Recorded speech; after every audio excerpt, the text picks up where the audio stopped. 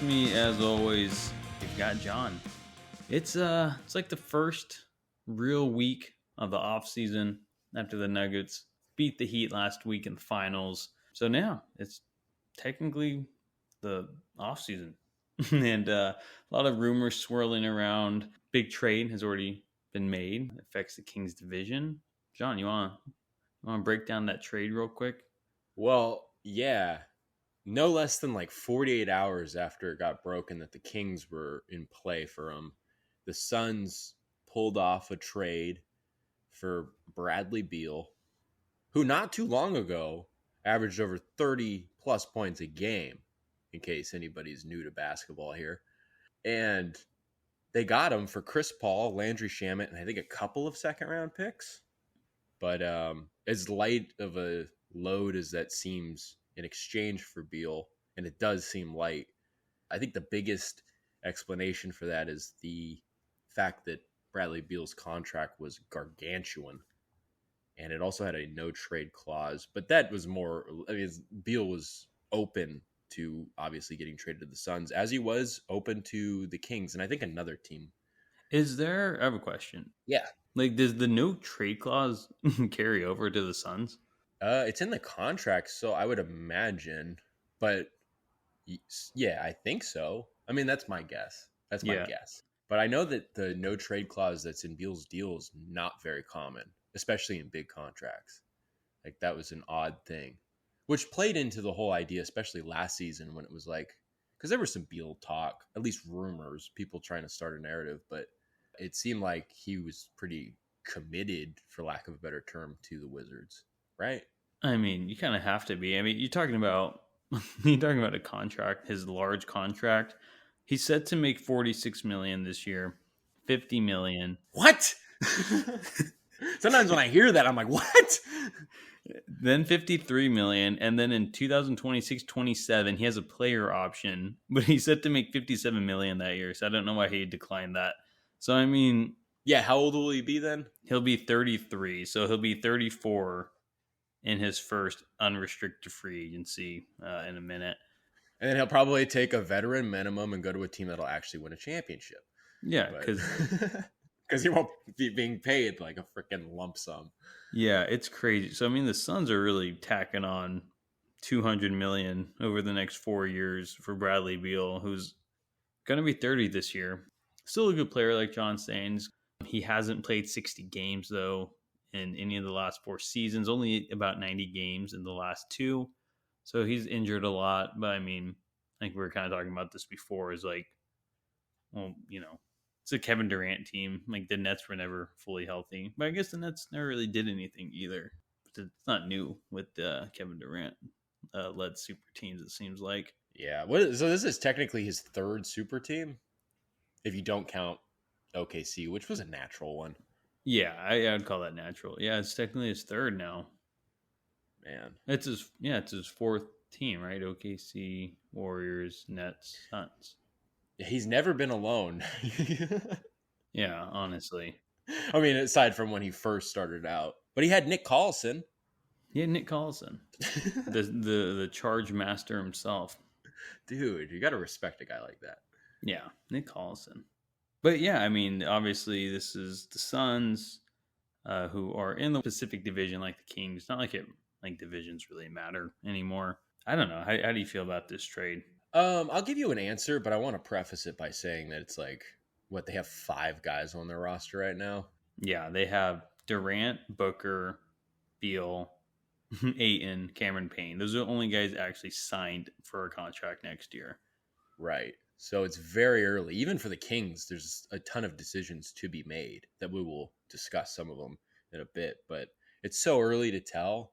But just, you know, I would say one of the things that's concerning for Kings fans probably is you see something like this where, okay, they only have 5 guys on their roster, but they have arguably 3 of the best scorers in the NBA, backed by one of the best big men in the league in Ayton. That is a shining light for 1-year deals, veterans coming in, guys that want to just come in and really get that chance at a championship, a la what you saw with the Warriors, probably more when Durant was there. And I mean, how fitting. But this team I think is going to attract a lot of free agents. And obviously I think that the Kings, especially if they pull off some of the moves that they're aggressively pursuing, like I still think the Kings have a chance to be better by the end of the regular season. I mean, you talk about the injury concerns and the availability concerns of Durant and Beal. You get into things like, well, the Kings really have an advantage. I mean, they were one of the healthiest teams last season in the league. So you already see that 82 games of the regular season, the Kings they have a very good chance of finishing ahead of the Suns. But come playoff time, you have that kind of star power. You have that kind of offense, that many options to go to. That can get scary.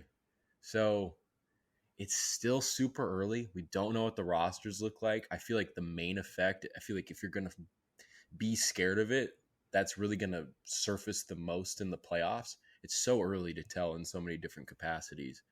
But I mean, the Suns are swinging for the fences. As you noted, that's just kind of where they're at, and they got to do it.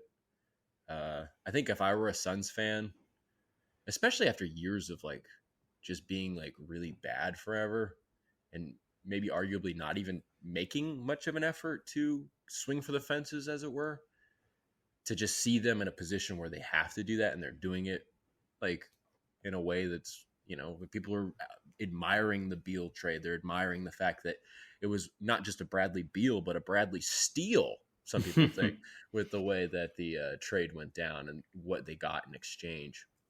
But I guess we'll just have to see. But the Suns' first move, okay, we'll see what happens after that. It'll be interesting.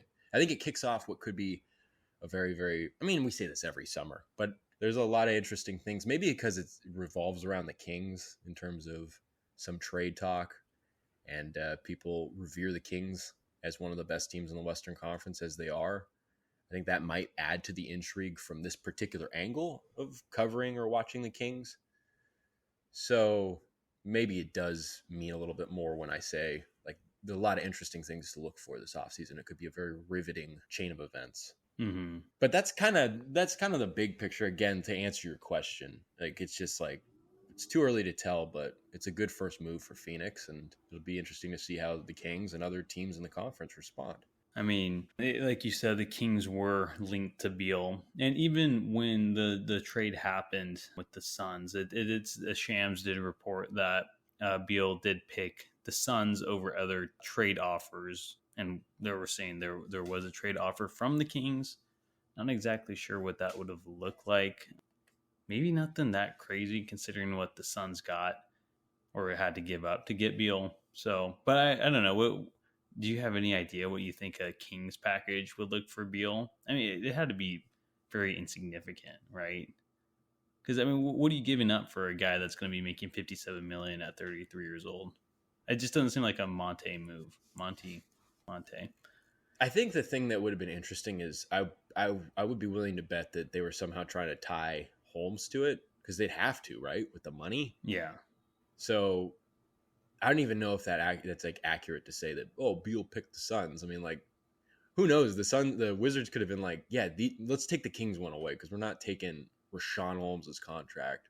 Which, I mean, honestly though, why would the Wizards be so averse to that? So maybe Beal did pick Phoenix. But again, to answer your question, I feel like that Holmes deal had to be part of it, and then maybe a young player in a couple seconds or something. Yeah, right. It just didn't, I don't know. At the end of the day, I didn't want the Kings to get that contract. Yeah, like Bradley Beal and Fox and Sabonis would be, just maybe not as fun, but pretty close to being as fun as Durant, Booker, and Beal, right? But it's just that contract. You're trying to, you already have Fox extended, but you're going to have to extend Sabonis after this season, Murray in a couple of years, hopefully. And just taking on that contract's too much. And then why I think it might be a bad trade for the Suns, and probably what a lot of people are saying, you got 5 guys on the team right now. Like, what's the depth going to look like off the bench? I mean, you already got rid of Bridges and Johnson last season. They're just really dwindling that bench, and getting a guy like Beal and having most of your cap space and 4 guys and like good, 4 good guys, 4 good players, but You still need what, 7 other guys to fill out a team on a nightly basis. So Yeah, but when you think about it, it's like they really only need to like add 4 or 5 guys that are kind of like legitimate veteran talents. Like I said, I feel like they're going to attract people. That's the type of team you take less money for to play for. yeah, Just but what given kind their of? proximity to a championship, I would go ahead and say what you were going to say I'm though. just gonna say like vets. Like I don't know, vets. We've seen vets try to sign on for teams like this, and just try to make the vet super team. Remember the Lakers? I think the year after they won the finals, I think in 21, they had like Rondo still. Then they got like Carmelo Anthony. Then they got Dwight Howard. Then like this like whole team where if it was like 2008, they would have probably won 82 games. But it's just like you can get some vets, but just because they're big name vets doesn't mean that they're still in their prime and gonna function as better as or as good as real prime role players, right?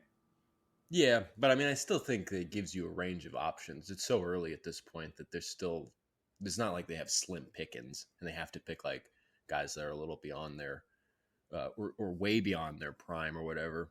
They can Mm-hmm. get some impact players. Of course, that remains to be seen. You do have to take that into account that they might just end up getting guys that have more value to their name than to what they can provide for the team. That could easily happen. But the thing that I would point to, had the Kings traded for Beal, the main concern I would have, and maybe the main concern I have for Phoenix, is just that, like, how's your defense? What's your defense like?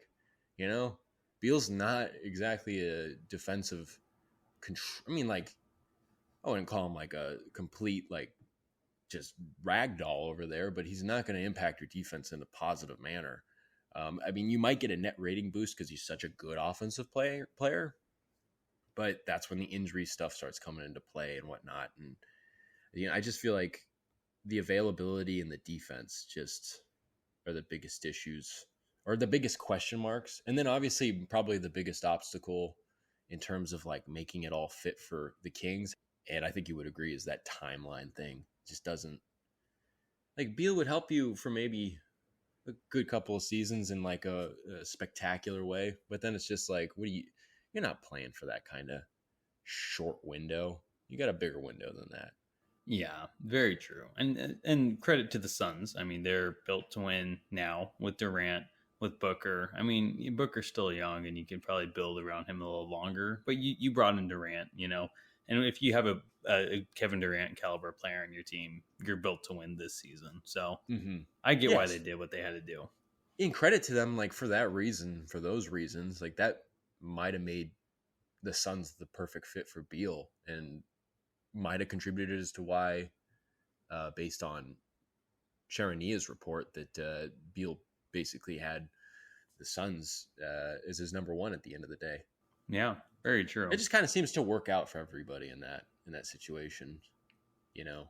Although Mm-hmm. the Wizards is just like, you sign a guy that puts a rare no trade clause in his contract. You think you're going to have him forever. You really kind of almost are doing that, thinking that with Porzingis and with Kuzma, we're going to really put together this team that's going to go for the Eastern Conference. It's just like, man, did not make the playoffs these last 2 seasons. And they're just going to go ahead and rebuild. And it's just, man, the Wizards. Not working a lot of magic up there, are they? Yeah, good one. Yeah, come on. Who actually thought that was going to work? Wes Unseld Jr. I don't even think he believed. That's kind of like a legacy pick for the Wizards because of his dad, and it's just like, yeah, he's gonna come in and save the franchise. Yeah, that worked. It's like at that point, it's almost like the Kings, like when they had Cousins. Like just time to rebuild. But no, you think you can just salvage it, and it just leads you down to more years back because you put off the rebuild for too long. Right. That's the Wizards. They're making the right move here. Hopefully they do go into a rebuild process. Kuzma's being rumored to decline his player option, which makes sense. He was only looking to get 13 mil this year. So those probably sign a bigger contract elsewhere. Soon the Wizards have to just go in full rebuild mode, maybe get a piece or two for Chris Paul. But it was time for them. Porzingis, Kuzma, Beal. Come on. Did anyone actually think that was going to be a good team? Can't forget Corey Kispert. Oh, Corey Kispert, dude. How could I forget? I couldn't name you a fifth player on Washington. whatchamacallit. Isn't there? Is Davis Berton still on Washington? Well, I was gonna say, isn't Taj Gibson on there, or is he Taj on? Gibson's on the Wizards. I have no idea. It's like I one of can't those. remember. Is he on the Wizards or is he on Minnesota? He was on Minnesota at one point in his career. Hey, he's on the Wizards. Hey, yeah, all Look right. at you. I know. The Washington Wizards, dude. When they have Chris Paul, That's crazy. Denny Abdiha. His team sucks. Is DeLon Wright on that team? Yes. Yes, he is. Wow. Daniel Gafford. Yeah. The gaff. We're kind of bringing it back to the Kings. That same day, the Kings were rumored to be interested or having trade discussions with the Wizards for Bradley Beal. Like an hour or two later, Damian Barling of ESPN 1320 tweeted that the Kings were heavily pursuing OG Anunoby, which just makes a lot more sense for the Kings. Small forward, great defender, a guy who can hit the three at a very high clip. Just seems like a guy who will fit this core's timeline very well. He's signed for 2 more years, although his last year is a player option. But someone you kind of hope that since he does fit this core's timeline, you might be able to re-sign him as well with Sabonis and Fox and Murray. How do you feel about OG and all these rumors? I mean, the fit is flawless if you could get it all working there in terms of impact on the floor, specific impact on the floor, age, all that stuff. It would definitely enhance the team, give them that guy that they want, and it'd fulfill what they've basically been probably wanting to do for maybe close to a year, but definitely the last 6 months. I remember that Bleacher Report article from Eric Pincus that cited when it seemed like the Raptors were kind of after a not the best start to the season. It kind of seemed like the mediocrity of the Raptors was kind of known by everybody, that they would be trading fellows like Pascal Siakam and OG Anunoby. And ever since then, it just was like crystal clear that this fit would be just insanely good. Because all year, even kind of coming into this offseason, but all year, it's just like, should they give Barnes an extension? I mean, like, what realistic options are there for the Kings to get younger, more athletic, better defensively at that position?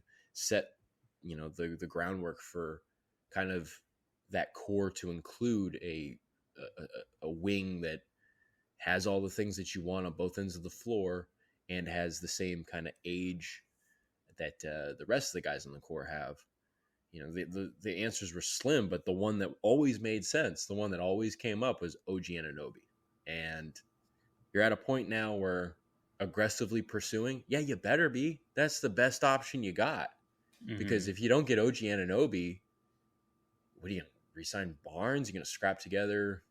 It's just like the options have far less appeal when you start thinking about them not getting Anunoby. So it'll be interesting.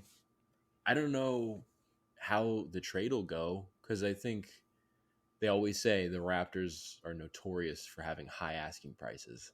So, but also you have to take in consideration for this trade is that this could very well be a 1-year rental. It can be. I don't see OG declining that player option, or I see him declining that player option. Yeah, just because he can make more than $18 million a year, being a second team all defense. He scored 17 points a game last year on 38% from three, leading the league in steals. Like that's a $25 million guy at least right there. Yeah. I mean, yeah, you can convince him to stay, and that's important in itself, keeping him or having him for a year. But if he leaves after 1 year, oh man, I mean, I think that'll take the asking price a little more down, and I think teams realize that too. Because I don't know what an all-in team that's looking at Anunoby, right? I mean, you have to be really all-in to really give up a lot for him. Because you're saying that there's little chance that you'd be able to sign him long-term? I'm not saying there's little chance to sign him long-term. I'm just saying that exists. And that, like, obviously if he had 4 years left on his contract, that would make him more valuable. But for him just having 1 year left, it makes, I'm not saying him, I mean, it makes the trade value go down, in my opinion, just because it's like, well, I'm not going to give up all this for a guy that might walk next year. Yeah. I mean, that's definitely, you got to bring it up. That's definitely true. But he's the guy that you want to try to keep. And he's the kind of guy that, I mean, like, it doesn't matter who the guy is. I don't think the Raptors are going to give a shit hearing that, you know? Yeah, that's fair. And does aggressively pursuing the Raptors see this and like, okay, let's raise this price even higher? Yeah, I have no clue. Thanks, Damien. No, he just screws it over. He just playing right into it. But I guess that would be happening all the freaking time in this league. That's true. Well, he's the only person I've heard it from, though. At the moment, I haven't heard any other report, like big report. I just see people quoting him in his tweet. But it's kind of just being taken up as common knowledge, which is always kind of something you got to be kind of wary of. Mm-hmm. But I mean, it also just kind of seems like one of those things where even if that report didn't come out, like the assumption by most people that are at least aware of the Kings, like I just laid it out there, like that whole issue of who's going to take over for Barnes. There's not a lot of like really savory options out there. Like Anunoby is the top option. It would be safe to assume that they were, right? Like, yeah, that's the fair. Kings are going after the best options they could possibly have in terms of fit and if they can get it to work, long-term plan. But I don't know. It seems like it'll take no shit. It'll take multiple first-round picks. I don't know if that's 2 or 3, or if some teams are gonna go crazy and offer more than that. But it's hard to envision what the trade will look like because whenever the Raptors recently traded somebody big, DeRozan, right? That'd be interesting to look up. Did they trade Lowry to the Heat for a sign-in trade? I have no idea. But even that's a little different. You're gonna have to ask Siri for that one. You're gonna have to get the third host. Rudy Gay to the Kings? Oh my god. That's what are we even talking about Anunoby for? Bring Rudy back. Rudy. Oh my god, the familiarity. Come on. He could call it basketball heaven. A little more on OG though, and other potential suitors. I'm reading this report that the Raptors, Pacers, and Mavericks could engage in a 3-team deal that would send OG to Indiana, the number 7 pick, and multiple firsts to Toronto, and our old friend Buddy Hield to Dallas. That'd be interesting. Boy. I'd be kind of pissed if Indiana got him. I feel like they're kind of our rival right now with Halliburton in its own way. Like, okay, really? I think especially on the trade market, they're kind of like they're that girl that you could compare to all the time. Like, I hate that bitch, you know? Like, it's just there's always going to be connections to it, especially in trade discourse. So I feel like whoever you want to make a decision as to who won that Halliburton Sabonis trade, it's whoever gets Anunoby. That's the deciding factor. Just bring in a third party. Yeah, I mean the Pacers are connected to Harrison Barnes too. Yeah, and so are the Mavericks. I saw that they could be interested too. Why would Barnes want to go back to the team that like humiliated him? Like lightweight humiliated him. People, I feel like it's probably less humiliating for Barnes than it is people making a big deal out of it. But getting traded in the middle of the game, like that got like a lot of flack for some reasons, you know. Just seems kind of disrespectful. Yeah. Especially when you signed him as like, oh, he's going to be the guy that he's going to be our future. Now, obviously, that was just stupid to begin with, but where do you see Barnes going if he doesn't stay with the Kings? I feel like with the more of these rumors coming out and like the Vezenkov situation and maybe Keegan Murray sliding down to the 3, thinking about all this, it's like, I don't know. It's just like, I just don't see Barnes coming back. And would Barnes even want to come back? It's like, okay, we tried to get in and nobody couldn't get him. Like, Barnes, you want to sign with us? It's like, no. Well, I think that's the nature of the business. I don't know. I feel like especially a guy like Barnes, that wouldn't affect as much. He's not Bones Highland, you know? Like, no, but like, I mean, other people have to be interested in him, right? I haven't really heard much on Barnes this year. I guess other than Indiana and the Mavericks, but yeah, Mavericks seem unlikely. Why would you want to go back there? Yeah, it seems so odd. I just don't really get the fit. It's like, yeah, I don't know. Barnes is kind of he's the type of guy though that's just like I feel like every team would kind of want him. It just depends on the price, you know. I agree. I mean, obviously the Kings would love to have. I mean, obviously in a dream world, him coming off the bench would be just other end of the rainbow type of stuff, just pot of gold. But I feel like I wouldn't be surprised by like any team picking him up. Not any team. Like it'd be weird if Detroit picked him up. Yeah. But like any team that's kind of like an actual contender that's like, we got a little something right now. Let's try to do something with it. But like I don't know.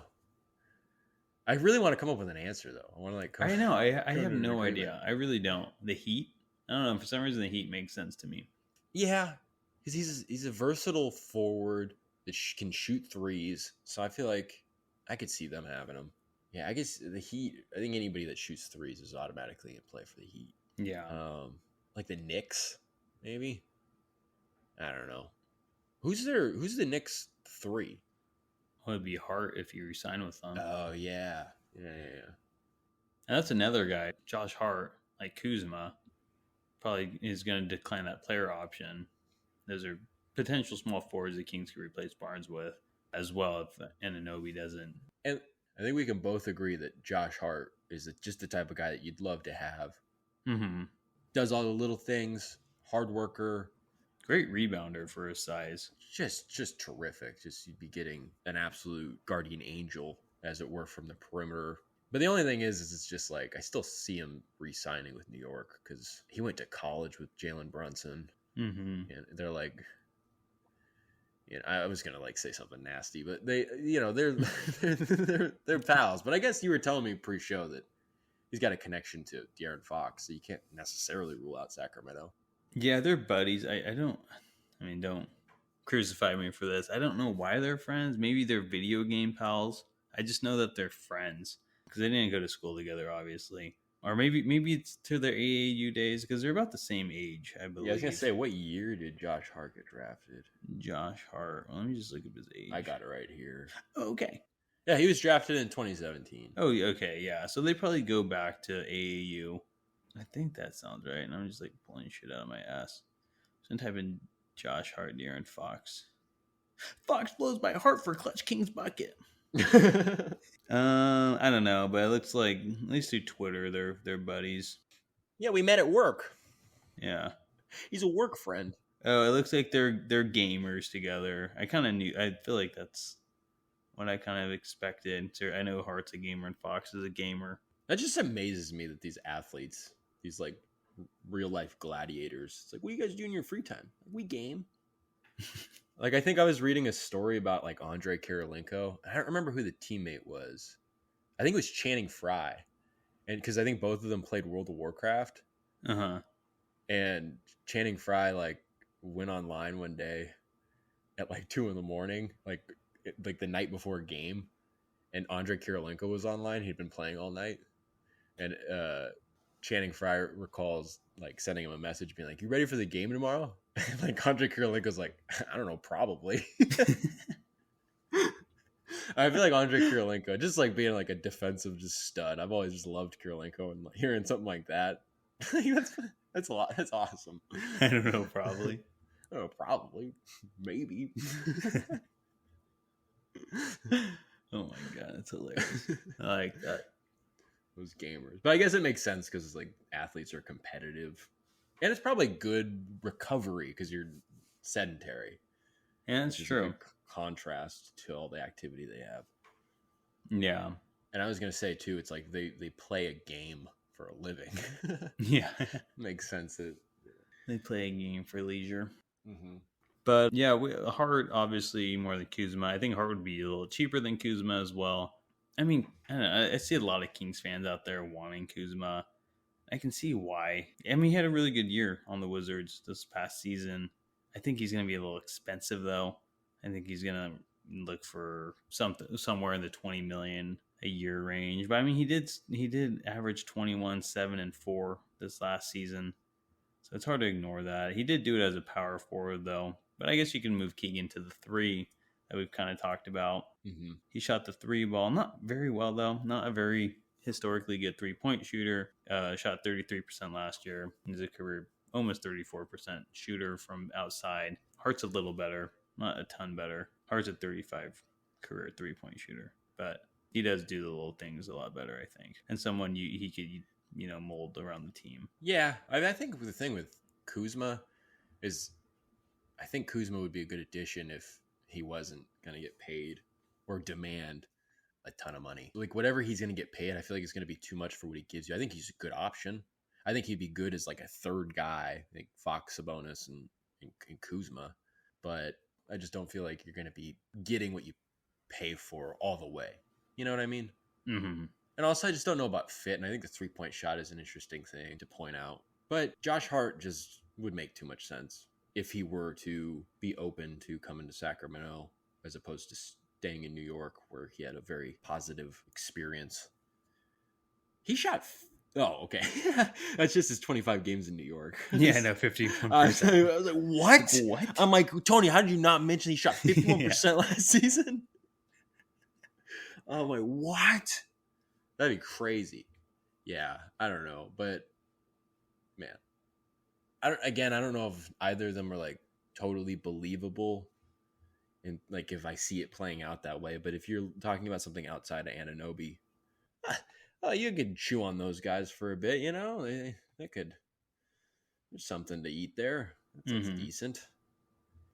But I guess in talking about the offseason, it's hard not to return to the subject of Sasha Vezenkov, who was written about by Christos Saltis in Sportle, the Greek basketball or Greek sports publication. Sportle. I know, it sounds like a Pokemon. Sportle. I gotta click translate on this. English. I don't read Greek. But there's a couple interesting takeaways from an article. I mean, basically the article was just talking about Sacramento's plans for Vezenkov. And that role that Saltis said he heard from a source essentially was that they planned for, or they intend him to back up Keegan Murray at the 4. And also apparently the Kings foresee Vezenkov and Keegan Murray playing together because there's going to be the intention to kind of utilize Murray at the 3 spot next season in quote, in order to get all the good elements out of his game, end quote. So for one, this kind of like clarifies the idea of what the Kings are looking to do. Also, just an interesting note, they say that the fact that they're pursuing OG Anunoby, quote, also plays an important role in all of this. So that's interesting to note. But aside from clarifying the role, being the backup to Keegan Murray, what does this say about Trey Lyles' future with Sacramento? I mean, he wants to stay with the Kings. Obviously, he had a great experience. You and I can agree, and I think a lot of people can agree, that he was one of the best players per his role on the team last season. And I mean, he was in a lot of the playoff games they did win. He was a huge part in it. If Vezenkov's going to come in and be the backup 4, I read that at first as, well, there's a good chance they don't bring back Lyles. What do you think? No, I don't know. I just see Lyles coming back. Even if he's not the backup 4, we've talked about it enough where he could be the backup 5. Chimezie Metu was our backup 5. Lyles is the same height. I think he weighs a little more. And he's someone you can use as a legit stretch 5 off the bench if the Kings can't find anyone, or maybe they're just, or can't find anyone in free agency, or maybe they're just like, Lyles, might as well just have Lyles as a stretch 5. I don't see why not. If Metu was doing it, Lyles is obviously the better option at the backup 5. I just don't see Lyles not resigning. He was so critical to this team, seemed critical to the chemistry of the team as well, got along with everyone. He knew his role like to a T. Like at this point, I would rather have Lyles than Vezenkov on the team. And I mean, he's proved himself, and he played extremely well last year. So I just don't. I think bringing in Vezenkov, I don't think that's anything to say against Lyles. I think if they really want Sasha to be the backup 4, I think they have other plans for Trey at that point. I think you make a really good point, and I think one of the things that really backs it all up is, one, Lyles' willingness to, not just willingness, his desire to be back with Sacramento, but also just the fact that he's expressed it so many times in interviews and stuff like that. And you can just kind of read it from watching him play. And the fact that you noted there, he always knows his role, sticks to his role, and even kind of outperforms what he's supposed to be doing out there just by being a star in his role. But another thing that just kind of seems evident is just that he's willing to do anything, whatever it takes. And when he gets asked about specifically that game in Minnesota where Sabonis fouled out and he had to fill in as the five in overtime, there's just such an openness to doing anything, and that really doesn't even seem like that much of a difference when you really think about it. It's not that much of a difference from what he does. It's not really going to change the way he plays or anything. He'll just go up against bigger guys, and if you can just kind of like buttress that center position with whoever the third center is on the roster, have more size there, in case matchups dictate that, well, maybe Lyles, you maybe don't want to necessarily go small five there, but you have that there, you're going to be good to go. Because if you think about it, it's like 2/3 of the season, maybe more, was played by Chimezie Metu playing 10 to 15 minutes a game in the backup center role. And him being a small five worked at times, despite the fact he didn't shoot the three. So if you all of a sudden have that small five who's a better rebounder, a better shooter, a better team player, higher awareness, positional defender, all these things, the only thing that Metu really has on Lyles is athleticism. Well, all of a sudden, you actually are really like boosting your team. You're maintaining that chemistry you're talking about. I think his connection to Fox in particular really kind of shone through very brightly all throughout last year. And yeah, again, kind of bringing it back to us because it's about you and me, Tony, at the end of the day. We really like watching Trey Lyles. He's just, if you're watching basketball with a young basketball player, you tell them to watch Trey Lyles. Because, of course, you always hear like Katie Christensen say that about Davion Mitchell, and I don't disagree, because what Davion Mitchell does on the defensive end is special. But just like in terms of, I don't know, maybe I would say this because in my family gene pool, we don't have physical athletic tools to be really good at basketball. So you would tell that kid to watch Trey Lyles, to fill in, to do the things that you can do, which can be really impactful. Mm-hmm. And maybe just for that reason, just wanting to watch him again, I could totally see the Kings doing that. And even really when you think about it, the more and more you think about it, it makes a ton of sense. Yeah. I'd be shocked if Lyles doesn't come back, unless he's like just starts asking for like an unreasonable amount of money that we could probably pay a backup.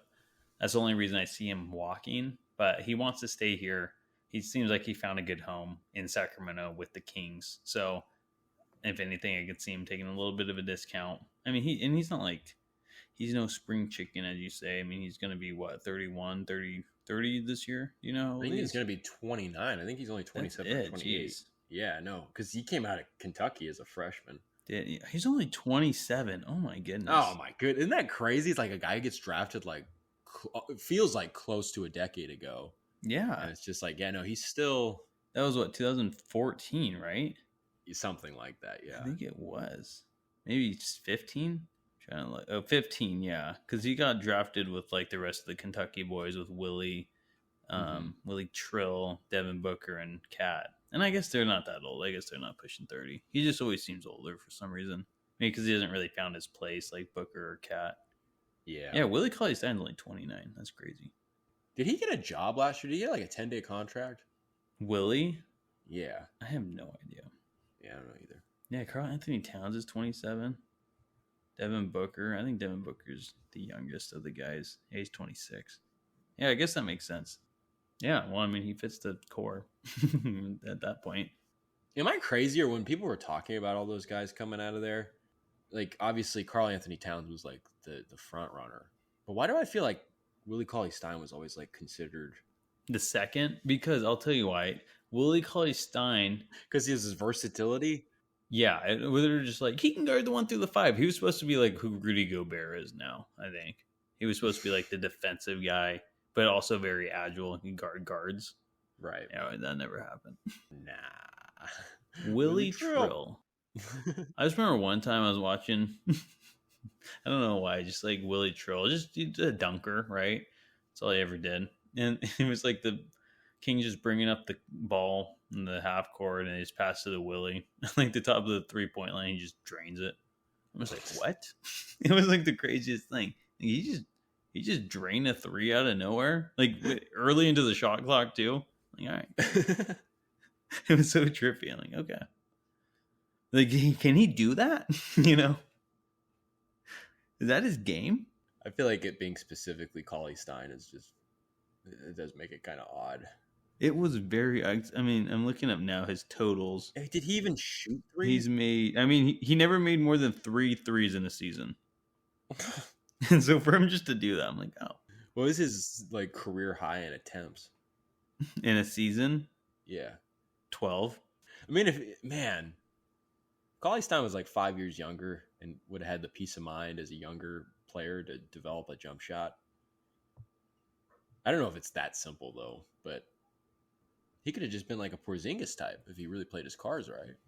I mean, I feel like this was gonna see especially since Steph took off, and I mean, you're kind of seeing it more now. So like Victor Wembanyama and stuff like that. But I feel like even in like 5-10 years, I feel like everyone's gonna know how to shoot. It's gonna be rare if you don't. I just feel like it's just the NBA and just basketball in itself. Yeah. It's kind of like baseball playing multiple positions now. Mm-hmm. Yeah, that's true. Just so like you just so many guys that can play infield and outfield, and that was kind of crazy. Like that was kind of like a special thing, like 10-15 years ago. Yeah, which is funny because like why, whatever, like why can't you track down a fly ball? No, seriously, you're a professional baseball player. Yeah, The hell. I feel like anyone could play the outfield. Any position player could play the outfield in baseball. Yeah, and that's always like probably the most common thing is to make a first baseman a left fielder because they can't play anywhere else in the infield. So That's true. you gotta go out in the left field. Mm-hmm.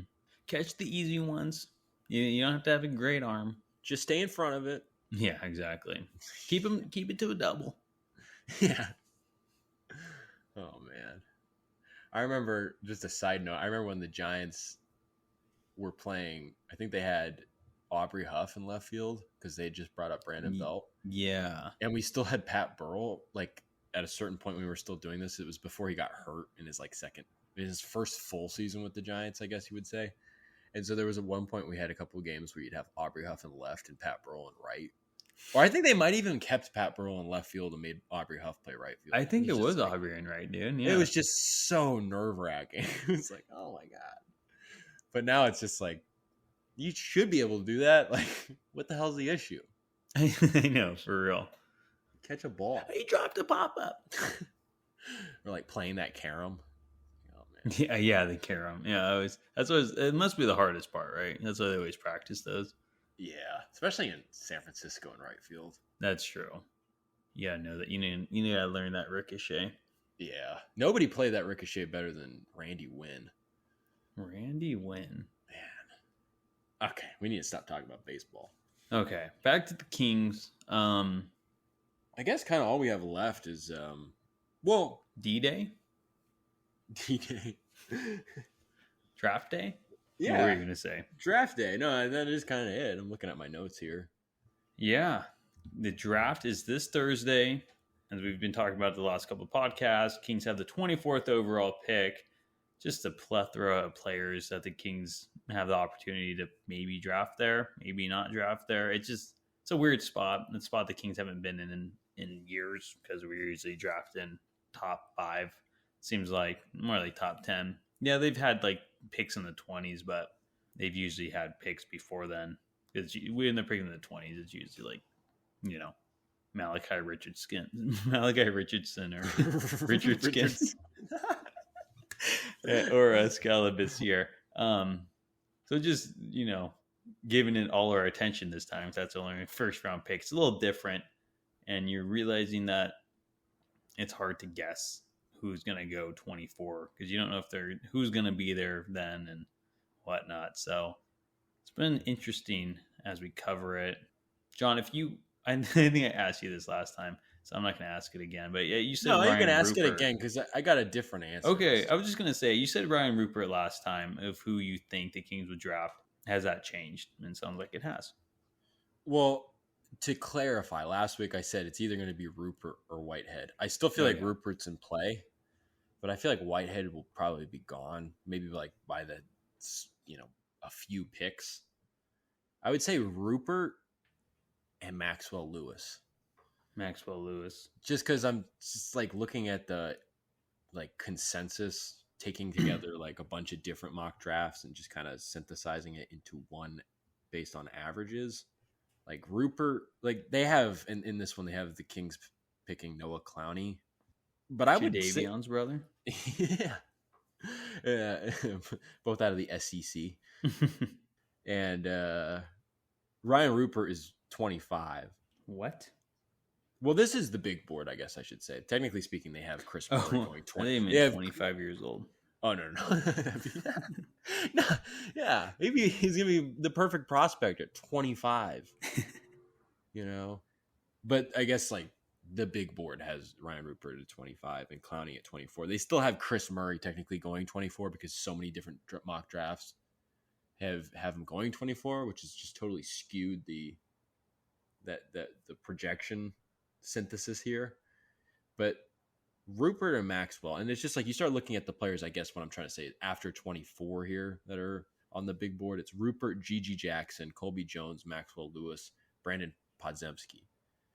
And I feel like Rupert makes just so much sense. I would put money just singularly on Rupert getting picked by the Kings, even if he sticks around with the Kings or they end up trading him. Especially if you're talking about some kind of trade with the Raptors. Don't you think Ryan Rupert would be the type of guy the Raptors would love to have in retooling? Like you're talking about a guy that could technically become OG Anunoby. Yeah, honestly. With the shooting upside that he potentially could have, he could definitely be that kind of like two-way dominant defender, add a little bit something in spacing the floor. So Rupert or Lewis? And I just feel like Lewis for a completely different reason. Like Lewis on the basis of them, like not necessarily having him part of the nightly rotation, but in play, like a kind of like how a lot of good teams use rookies, excluding guys like Christian Brown, but guys that kind of just get their feet wet in the rookie year and kind of get, I guess, ushered in slowly over the course of a season or two into the rotation. Maxwell Lewis could be good, and I like that Pepperdine connection. I just stick by it. I could just see Doug Christie just being like, no, I get Kessler Edwards in there. The club option hasn't even been picked up on him, and he's just telling guys in the front office what to do. Yeah, pick him up, Pepperdine. Got to do it. Got to get another wave. That's their mascot, the Waves. Oh, yeah, I'm like, I don't. I had no idea. Like, what the hell are you talking? It's like their hairstyle. I didn't think Doug Christie had hair. Yeah. Like, what are you talking about? The Wave. Interesting. What if the Pepperdine Weaves? Your weaves on point. I don't know. Okay. Well, did you have any changes in terms of who they might pick? Did you say Chris Murray last time? I said Chris Murray last time. I'm just gonna stick with it just because I don't know. I would like Chris Murray on the Kings. He kind of fits the game plan a little, and he's a good. He's just like his brother, better rebounder, not as good as a 3-point shooter, but a high character guy. And I just don't know. It's just so hard. There's just so many options here. It's just hard for me to pick one. I could feel like I'd say 5 guys, and they'd all have the same chance in my head to go to the Kings. I just seems like a lot of people are saying Chris Murray, so I feel like that's why I'm saying Murray. I think that's fair. I think when you look at it from that angle, it's like, okay, I can actually kind of see why people just keep saying Murray, because it's impossible to mock this position in the draft anyways. Might as well just go with the one that people would be most intrigued by, on a cursory level. Like, it doesn't take, I can get the Twins together. That'd be great. Good for the Kings. Like, couldn't you just see somebody in the Midwest reading that? Oh, that'd be great. Yeah, exactly. So I'm going to stick with Murray, and he's projected, as high as, 19 in some drafts, as low as I see the Ringer have dropped him down to 27 to the Hornets. Wow. Yeah, so who knows? Like you said, who knows? That's like 8 spots a difference right there. So I'm going to stick with Murray. I think it would be cool to get him. Keegan was a hit in his first year. I think Murray could. I think Chris could too. So, but who knows? That's the end of the day. It's a weird spot. I'm not used to this. Usually we're like last year was like, all right, well, do they take Jaden Ivey or Keegan Murray? That's kind of the talk. And that was even kind of just manufactured because it just seemed so obvious that they weren't going to pick Ivy. Yeah, So there's especially no after a certain connections there. point. Yeah. Yeah. Um, But it could not, at the end of the day, it might not matter because they could end up just using the pick, making the pick, and then just trading that fella right away. Or yeah, not, that is true. not Straight to the doing anything. Raptors. A draft day trade. We have a trade. That'd be cool though. If the Kings did OG, man, that would be oof. If they don't have to give up too much. Like we laid out earlier, there's a reason they're aggressively pursuing him. That's just the perfect, and that's a key. If they don't have to give up too much. I would be so excited for next year if they got OG. I'd be like, dang, this like. I mean, I don't know if they're. I mean, obviously, right at this moment with their team, they're not championship contenders, not in my eyes. But man, if you get OG and the Kings really start clicking as like, because the third, I didn't really see him like, okay, they're the third seed, they're a championship contender. But like the second season, really growing as a team and adding in a young guy like OG who could fit the team perfectly, it's like, oh man, they really build off the last year and like Sabonis and Fox really make the name as one of the better duos in this league with OG. It's like the team can actually go somewhere. So I'd be super excited. There's a reason people talk about the Nuggets and the Kings. I mean, I think the Beal trade probably puts the Suns right back.